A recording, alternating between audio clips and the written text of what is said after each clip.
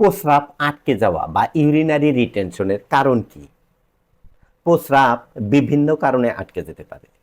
তার মধ্যে কমন যেই কারণগুলো সেগুলো হলো এনলার্জ প্রোস্টেট।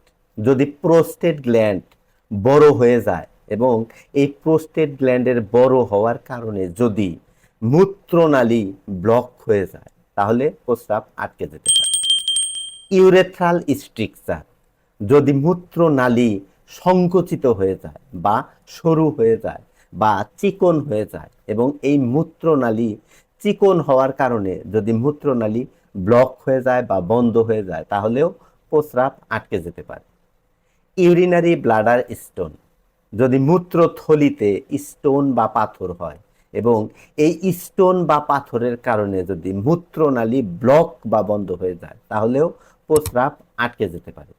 মূত্রথলিতে ইনফেকশন, মূত্রথলিতে বিভিন্ন ধরনের ব্যাকটেরিয়া দ্বারা ইনফেকশন বা সংক্রমণের কারণেও প্রস্রাব আটকে যেতে পারে।